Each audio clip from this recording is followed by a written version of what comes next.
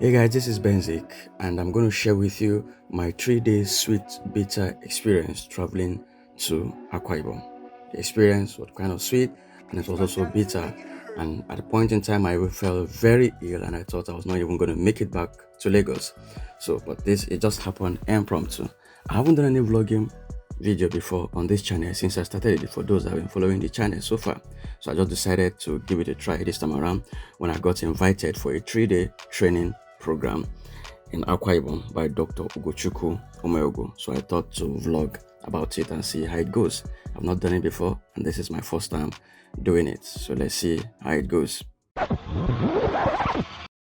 So this is me when I've left home, walking down. I decided that I'm going to take a night bus, or these luxurious buses that travel down to the east. Took my bag and I got myself ready. Then I took Marwa from home. All the way from there, I landed in Oshodi. From Oshodi, you know all these guys there, all those guys that usually drag boys. Those that are familiar with traveling to the east, when you come to the park like this, you see plenty guys trying to drag your bag. Hey, come to me, come to my own side, all these guys coming over trying to drag you and see that you patronize them. Normally, each time I decide to do night traveling like this and I want to go luxury, I usually go to ABC. But unfortunately, I got there and ABC were not loading. So I said, okay, let me look for other buses. So all other buses were promising heaven and earth. For those that are familiar with this, you will know that these guys will be promising you heaven and earth. They are going to give you this, they are going to do this for you. Theirs is the best, whatever, this, that. I saw different buses though. All of them were just trying to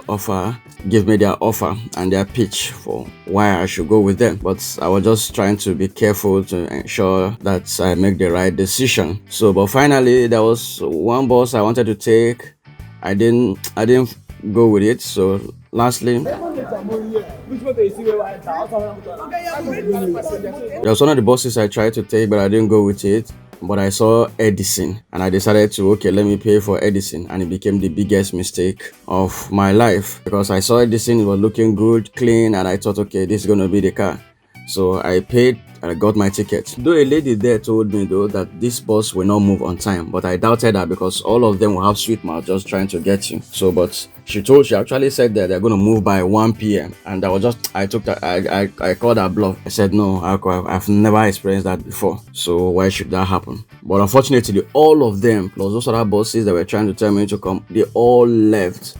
It was remaining only us. I mean, this is the first time I'm experiencing this. It was a very terrible experience, very terrible experience from Eddyson. Anybody traveling to the east and you try to take and you want to go luxury, avoid Eddyson. Avoid Eddyson. They don't keep to their promises. Avoid Eddyson. I repeat, avoid them.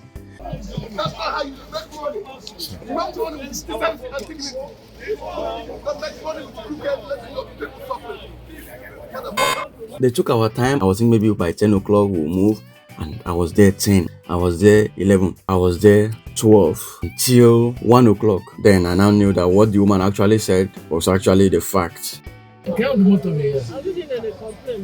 Chai guys, this is actually to 12 and we have not moved at all. We are still here.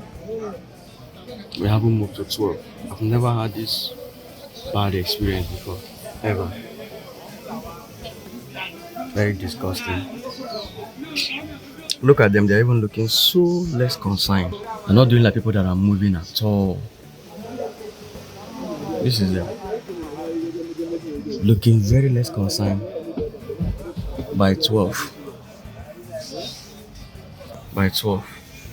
Someone said we're going to leave here by 1 o'clock. And it's becoming very obvious that it's 1 o'clock we're going to leave here. Everybody is crying already. Just imagine the time, 12:30, and we're still here. 12:30, we're still in the park. We haven't moved at all. This is it. By 12:30, nothing prepared me for this experience.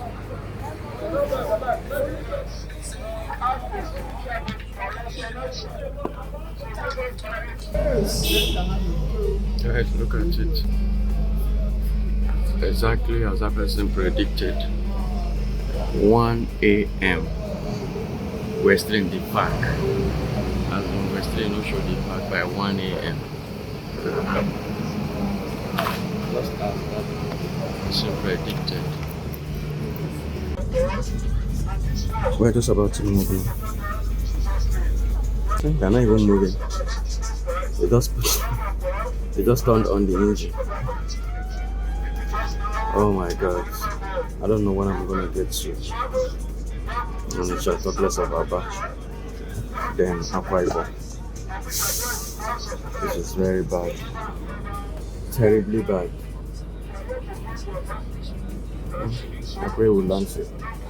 So when they go down, and now whatever they are traveling, let their journey is to success and bring progress for their life and their business in Jesus' name. So that is it. We left by 1. So and then it's morning already. And I looked at the time, it was almost 8 a.m. We got to Onitsha. 8 a.m. That's when we got to Onitsha. We got there and they stopped, and also they took virtually how many hours just to offload people there after coming there late. Normally, when I travel, when buses move on time, we usually get to Onitsha at least 5 a.m., 6 a.m. latest. But we got there 8 a.m. So we started offloading. I met this young lady doing a POS, and she was keen to enter the video. And I said, okay, you want to be part of it? She said yes. I said okay. So I think we had some conversation. I told her that she's gonna see herself online. No? Aqua internet in Really? Wow. So let her watch out for it. She said, oh, no problem. We had some conversation and I decided to want to patronize her. But it happened late. Immediately when I tried to do so, it was late already. Our boss was just about to move. But she was quite fun to be with and interesting. But with her very naive attributes a little bit. But she said she's a graduate though. So, and I was surprised. But you know, Nigeria can happen to anybody. That's life. So after that, we left Onitsha. So you can imagine we left Onitsha by 11. As in, we got there 8, took them 3 hours to offload. We started leaving, started heading down to Aba. That was our next destination. We got to Aba by 1 p.m., almost 2 p.m. That's when we got to Aba. So we got to Aba and I looked for a bus going to Uyo. As a newbie, not been here before, I was looking for a bus. So they just, you know, these guys, when they just want to get passenger, they drag you to take you to any of the buses. So they took us to this bus going to Uyo, and it was the wrong bus. Not really the wrong bus, but where it was going is not actually the direction that will lead me to Eket, which is much easier. So we got to this ones, and this ones, they wasted my time here. As in, I was in this bus around 2 p.m. and we stayed there till 4. They left here 4. Almost 2 hours extra they also wasted there. And then we moved to Uyo. On the road, I met multiple checkpoints. As in, the checkpoints were crazy. One checkpoint to the other, one checkpoint to the other, one checkpoint to the other. It was so mad, and I got pissed off at the point. All the policemen, they were busy extorting the people, extorting buses there. So fortunately, we arrived at Uyo. And it was a wrong place. That, like I said, the bus that I was supposed to take, it's supposed to be AK City, like they call it. But the one I took was all this one. They dropped us at the wrong place. So, but I was fortunate enough to meet 2 guys, 2 good Samaritans. But it was raining then, and we were drenched in rain, as in rain soaked us. But these 2 guys, they were going one of them was going my direction. So it was a miracle. I joined them, and then we moved. We head to the right car that drove us down to. Close to Eke, there was a park that the man drove us to, and then we landed there. I took another Marwa that took me down to our hotel.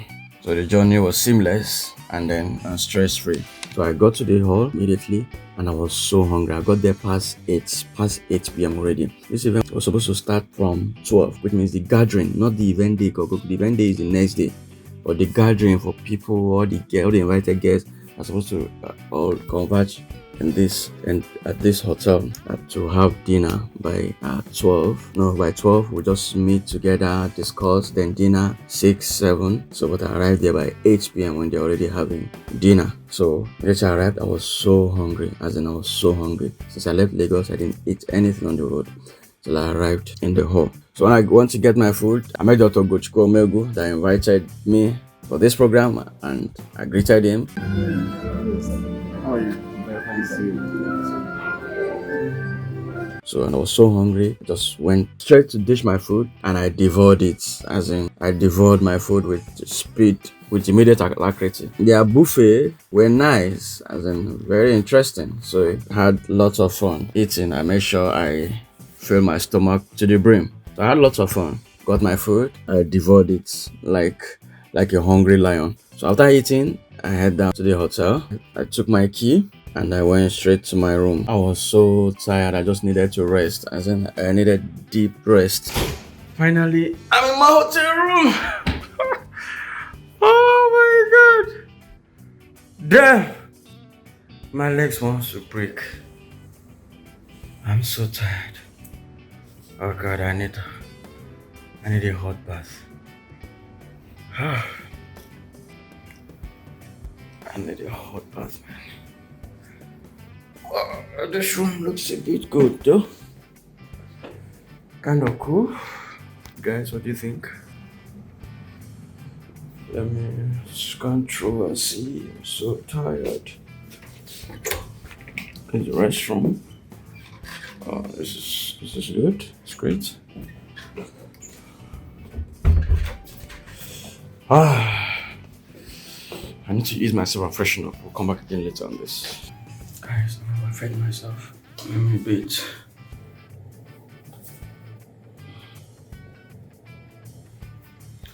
Alright guys, let me take my shower.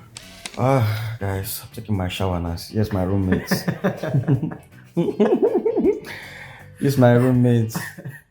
I met him. I came here. He ushered me in, and it's been quite. In fact, our conversation has been very impactful. He's a very smart guy, and he has been following my channel. He's one of my ardent followers, and I didn't even know. He has been discussing my videos with me, telling me this, telling me that. Wow, it's mind blowing. It means that he has been following it so deeply. So, guys, here's my roommate, and I finished taking my shower. Just trying to sleep and catch up while we get ready for tomorrow's fire explosive session with Ugochukwu. That's our day one training. You guys should watch out for it before I sleep off. Good night. So, and that is it. We woke up for the main D-Day, and today is actually the D-Day, the first day of the event. So we had to come down to go for breakfast because the program schedule is you have breakfast first, come in the morning, then you can prepare before you go prepare, and then we come out for the main training of the day. So we went out, took our breakfast, quite interesting as well. So, and I had my sumptuous breakfast. That was delicious. Their food was very, very, very lovely. Very lovely. After the breakfast, we head back to our room and then we dress out for the D-Day. So we arrived in the bus that's going to convey us to the venue. So this bus conveyed us to the venue of the event. We got there and we took some pictures, me and my roommate. Then we head up to the training hall. Okay, many of the guests have arrived in the hall already, and we started by doing breathing exercise, deep breathing exercise. It was quite fun and also very, very helpful for our lungs. If you need to breathe before I give the cue, that's okay. The training started and our guests one by one came in. You do this exercise on your own. Okay, it's going to help you a lot. Because what you just do is that you put oxygen potential to your brain, that's when you're actually increasing. And that will make you to be alert. The tiredness will just be gone. One of the richest men who remembers Amazon. Is it Amazon? They just throw the product at my people and we all dive into it and take all our monies and put in a system. The next day the company disappears. You are 18 billion. And we needed more money. Because we needed to build. The test that he did was to find his biological age. Now, I am a strong believer of what I call the codification of knowledge. And what the codification of knowledge simply means that the ability to pattern your thinking. Small size, you'll be small. Big size, fine. Angry God, you'll be angry. So, and that was it. At the end of the first day training, we came back to the hall and we went back for dinner. And I started with an appetizer, pepper soup. Oh, it was sumptuous. From the pepper soup, I switched to, I think this soup, it's afang or so, but I don't really know it. If you know it, comment it on this comment section, please. but I don't know, but it was very interesting. I devoured it. Oh wow, it was so sumptuous. I had a feel of myself, man. After the dinner, we moved to our hotel room. It's a choice, man. And that was the end of day one. Day one. Done and dusted. Tomorrow we'll continue again. So after day one, after taking my base, came into sleep and something strange began to happen. I noticed I was feeling feverish, my head was aching me badly, and I was wondering what is happening. I was thinking it was the AC in the hotel room. I put everything off. Still, I was feeling so cold and serious headache. But I was thinking, okay, maybe by the time I wake up in the morning, everything will be gone. I woke up, still I was still feeling it, but I had to manage to ensure I attend the training because that's the purpose I was there. So this is me. Guys, it's day 2. And I'm feeling feverish. But heading down to the training ground. But we need to go for breakfast first of all. So we headed down for breakfast. It was raining, but we still had to go for breakfast. And training must continue. I entered our hall and went down for breakfast. I was still feeling very ill inside of me, but I was trying to be very strong. As in, I was trying to be very strong. I was trying to just play very strong. After our breakfast, we head to the training hall. Then we arrived at the hall, but I was still feeling very ill. See, I was to my head, feeling so much headache. As I am now at this moment, it's not me. It's not me you're seeing here. My body, what is happening within my body is something else. I could not explain it at all. But I was feeling as though something, in fact, I feel as though my soul is going to come out of me. Because more and more, I began to feel so much feverish. Headache was terrible. I couldn't contain it again. I had to leave the training hall, went upstairs in an empty hall and laid down my head a little bit. In fact, the experience was terrible. After some time, I came back to the training hall and we continued. Before we entered the hall though, I branched to the pharmacy, got some drugs and I took, but still I was feeling the way I was feeling. And then the training started. So that was the end of day 2 for the program. And then we entered day 3. And here is me going down again for breakfast before we head down to training venue. So this is day 3. We had our training and that was it. And that was the end of the training for today. Everybody greeted. We took some photographs with some guests. And everybody greeted. The third day we closed earlier because it was announced that we'll be heading to the beach just to have some fun. So after the program, we dashed back to the hotel room, changed, prepared, and head out for the beach. So this is we heading down to the beach on the final day of the training. So Akwa Ibom has a very beautiful environment. Look at their roads, very beautiful and solid. And we got to the beach. And one of the first things Dr. Ugochukwu Omeogu graced many of us with was snail. The people selling snail on the beach there. We ordered, we ate and enjoyed ourselves. So we ate a lot of snail. I think I ate like 2, 3 or 4 or so. I can't remember again. So we ate some snail and then we had lots of fun. Some went down to the beach and we snapped them. Within all this, I was still feeling very ill, but holding myself strong. I was still feeling very ill inside of me. I could not do all this. I could not go into the beach with my guys. All of them were there in the beach. I could not do it. I was just holding my camera, trying to just video, record, and just capture the moment. But I was not myself at all. I was feeling so ill inside of me, feeling feverish. Even the drugs I took, I don't know. I wasn't really doing something for me, but I don't know. I was still feeling very sick. So my guys and every other invited guests, they were having fun. We all had fun and people had lots of fun. We were just jumping and having fun.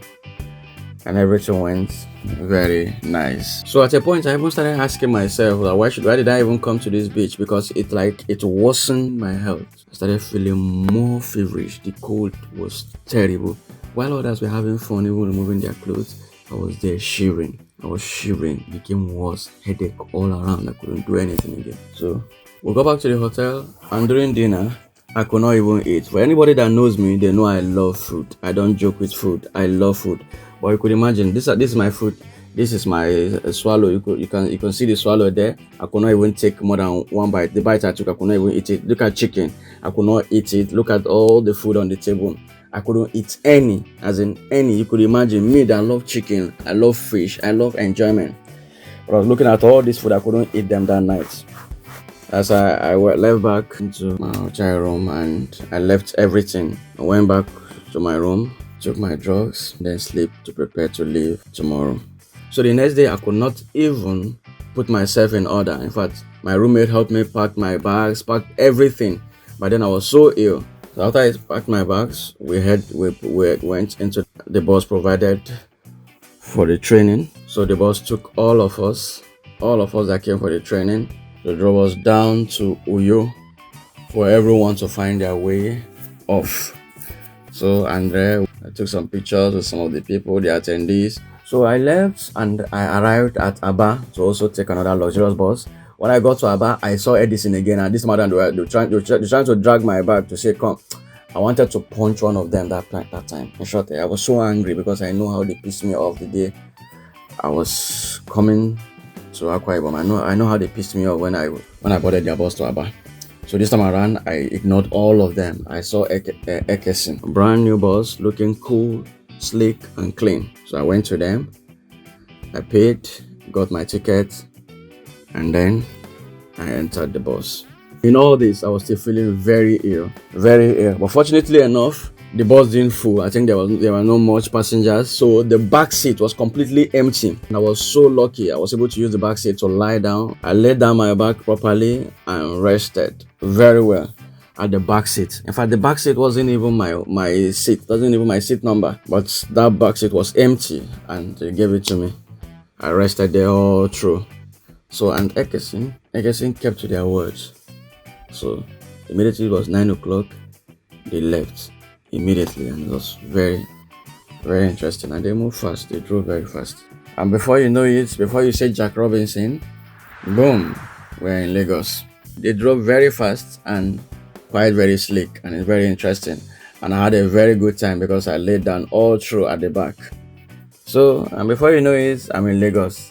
Now back to Lagos traffic. This is it. This is Lagos traffic. You could see.